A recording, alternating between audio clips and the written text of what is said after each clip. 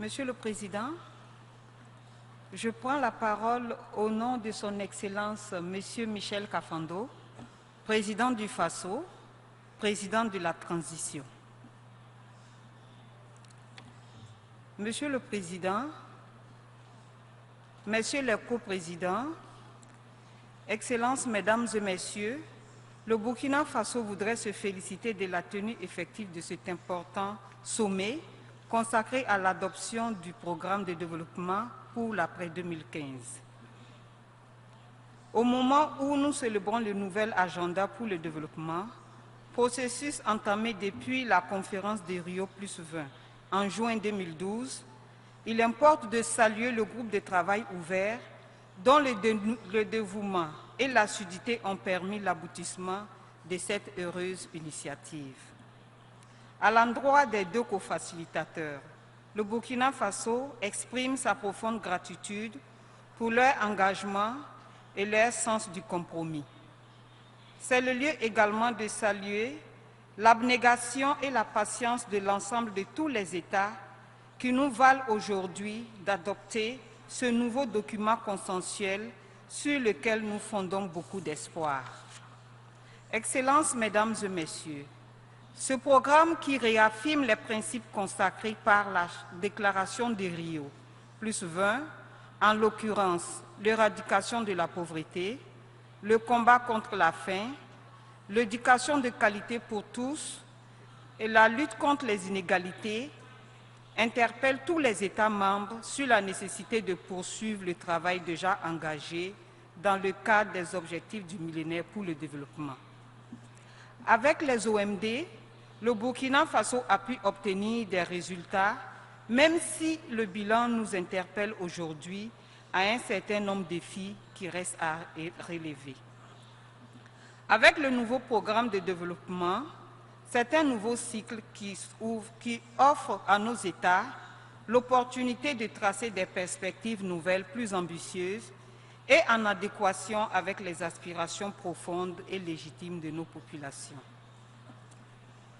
C'est pour cette raison que ma délégation voudrait encore saluer le consensus qui a prévalu sur les 17 objectifs et les 169 cibles qui caractérisent le nouveau programme de développement. Leur caractère indivisible et l'engagement de tous les États à œuvrer pour leur mise en œuvre effective sont garants du succès attendu.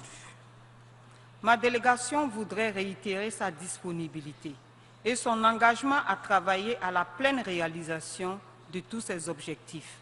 Toutefois, elle voudrait plaider spécifiquement en faveur de l'objectif 8 relatif à la jeunesse, fer de lance de nos nations et tranche la plus importante de nos populations. Il serait inconséquent, voire arbitraire, de prétendre façonner un monde en laissant en marge du processus ceux à qui il est destiné. Dès lors, nous ne ménagerons aucun effort pour la mise en œuvre de cet objectif en vue d'apporter une réponse à la hauteur des attentes de notre jeunesse. Excellences, Mesdames et Messieurs, l'exécution du nouveau plan de développement exige indéniablement une mobilisation des ressources. C'est pour cette raison que ma délégation se félicite de l'unanimité faite autour du plan d'action d'Addis Abeba en juillet dernier, s'agissant particulièrement du nécessaire soutien à accorder au programme de développement post-2015. Il serait également judicieux que les mécanismes de financement du nouveau programme de développement incorporent dans la problématique de l'adaptabilité des États aux effets des changements climatiques. La mise en œuvre d'un tel projet ambitieux peut s'avérer difficile, d'où la nécessité d'une action conjuguée des États et d'un engagement responsable de toute la communauté internationale. Il n'est donc pas juste que les responsables politiques que nous sommes se dérobent de leurs obligations en matière d'aide publique au développement pour prôner un rôle plus accru du secteur privé sous le label Partenariat public-privé comme une solution miracle en matière d'investissement, quand on sait que les investissements sociaux qui ne gèrent pas de rente financière n'est pas la priorité du secteur privé. La réussite du programme de développement de l'après-2015 dépendra de sa parfaite intégration dans nos stratégies de développement au niveau national, sous-régional et régional. Elle sera également fonction des moyens de planification ainsi que des mécanismes de suivi et d'évaluation mis en place et susceptibles de nous fournir à temps voulu des statistiques fiables. En outre, l'atteinte des résultats tant escomptés exigera de nous la mise en place d'un cadre de suivi de haut niveau. De la même manière, il importe pour les pays africains de mettre en place un mécanisme de suivi rigoureux des agendas post-2015 et 2063, aptes à fournir à temps opportun des statistiques fiables, transparentes et croisées afin de dresser à terme un bilan objectif assorti des défis et des perspectives échelonnées. Excellences, Mesdames et Messieurs, comme l'a si bien souligné le Forum politique des... Comme l'a si bien souligné le Forum politique de haut niveau sur le développement durable tenu à New York du 26 juin au 8 juillet 2015, la problématique des changements climatiques demeure centrale dans le nouvel agenda. À ce titre, celle-ci mérite une attention particulière dans le processus de mise en œuvre. Qu'il s'agisse de la désertification, de la dégradation des sols, des terres ou encore de la sécheresse, mon pays, le Burkina Faso et l'ensemble des pays en développement demeurent très vulnérables au changement climatique.